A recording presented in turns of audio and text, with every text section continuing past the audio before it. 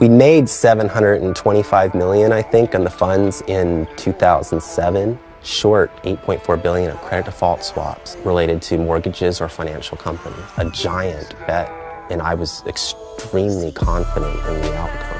I know for sure that some of them thought I lost my mind. The US economy should expect more pain. In response to the rising inflation in 2022, the US financial regulator was compelled to authorize a tighter monetary policy. This choked off all risky investments and caused stock and cryptocurrency prices to fall. But it comes as no surprise because the investor that inspired the Big Short recently made an outstanding forecast. The pain of the 1970s is about to return. What are his predictions? And how bad will the cost of living become? Join us as we discuss the alarming bombshell predictions of Michael Burry. Living through the 1970s was a terrifying experience. The stock market was in utter disarray. Within 20 months, it had decreased by half. While prices were rising at record rates, unemployment was rocketing through the roof. Worst of all of these problems persisted for a full 10 years. Currently, local unemployment offices are overcrowded. Due to the nation's 9.3% unemployment rate, Burry believes we are traveling back in time, which is a terrifying prospect to face. And because human behavior never changes, know that history is repeating itself. Burry has done a lot of research on the 1970s and is certain that some key patterns from that era will repeat themselves. You know, everyone believes that inflation will start to decline as we enter a recession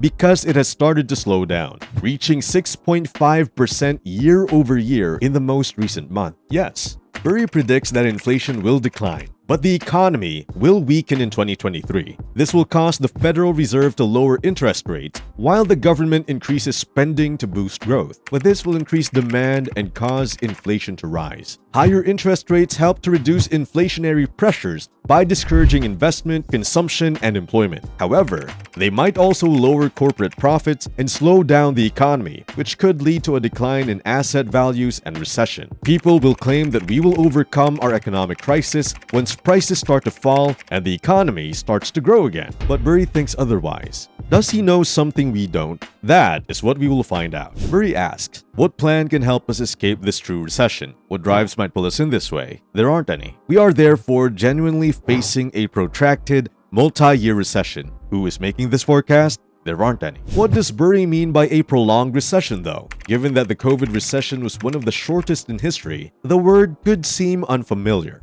But Burry's theory is actually pretty straightforward. We all are interested in learning how much economic activity there is and how quickly the economy is expanding or contracting. Now, let's imagine the entire economy as a bathroom bucket. The level of the water in the bucket indicates where the economy is right now. A recession or depression would be indicated by the water level near the bottom of the bucket as opposed to the top of the bucket, which would indicate healthy economic activity. The water in the bucket should ideally be visible from the middle to the top. Now, the pandemic caused the water level to reach the bucket's bottom. The bathroom floor was covered in water after the Federal Reserve overloaded the bucket with water. The Fed is currently sucking water out of the bucket to make up for this catastrophe, which has resulted in the water level reaching the bucket's bottom. This makes perfect sense on paper, but the Fed overlooked the water that flooded the restroom. The water on the floor in its entirety represents a threat that is going unnoticed. And what's that?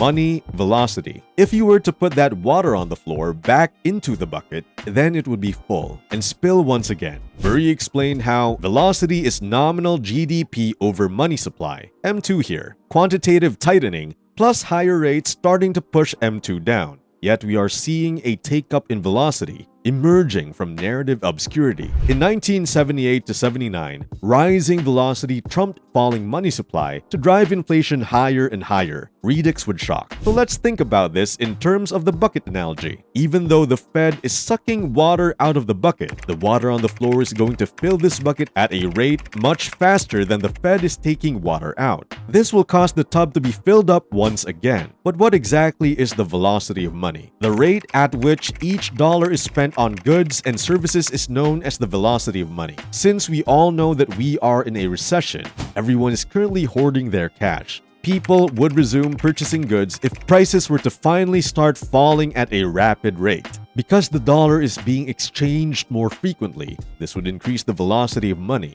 In that case, a scary predicament ensued. Prices would begin to accelerate once more if prices fell and the velocity of money rose. The velocity of money would then produce a second wave of inflation as a result. For the old-timers that lived through the 1970s, this event does more than just ring a bell. Back then, although the Fed was reducing the money supply, the velocity of money was rising so quickly that inflation increased once more to over 14%. Carter's presidency had infamous price increases. Both unemployment and inflation were rising at the same time. That wasn't intended to occur. Burry predicted that between June and December 2023, inflation will start to slow down and possibly turn negative, and the Federal Reserve's raising interest rates will be to blame for this. The problem is that until at least 2024, the velocity of money won't start to increase. Therefore, the Fed and the fiscal government will resume money printing before the velocity of money increases. Similar to what happened in the late 1970s,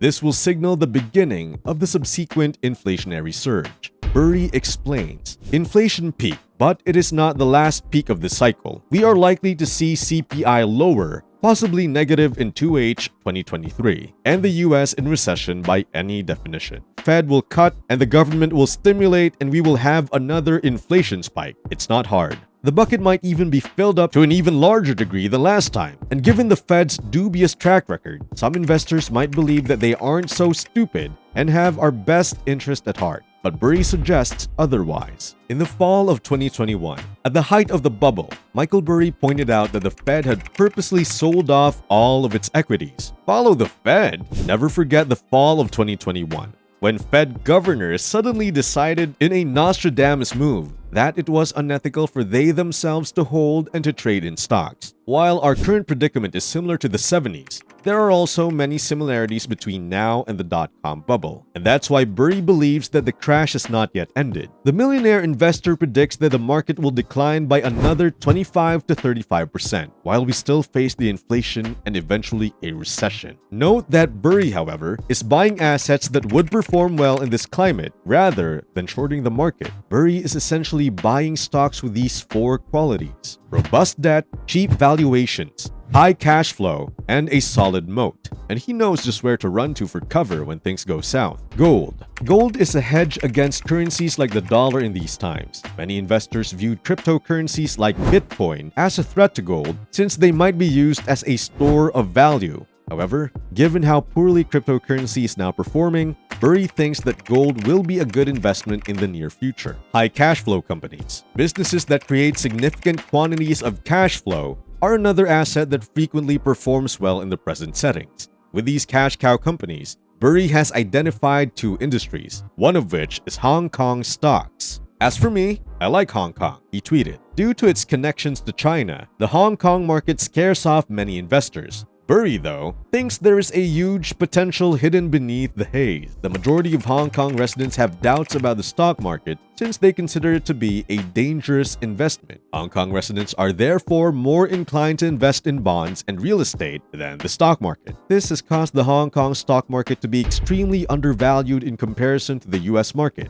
where investing in the market is encouraged. COVID limitations have a significant impact on the Hong Kong economy, but things are changing now. According to a Bloomberg study, experts now expect Hong Kong's economy to grow by 3.3% rather than the 2.7% predicted earlier. Burry really thinks that there are more opportunities to buy cash cows now than there were in 2002. Last summer, the Scion chief warned investors that the, quote, greatest speculative bubble of all time in all things, end quote, was developing. He predicted that the price of meme stocks and cryptocurrencies would crash, ushering in what he called the mother of all crashes. However, things might eventually turn out. Brace yourselves for the impact of severe economic pain, most likely more than anything you've experienced in recent years. What are your plans to protect your savings? Let us know in the comments section below. Don't forget to like, share, and subscribe so you don't miss out on any of our videos. Stay tuned.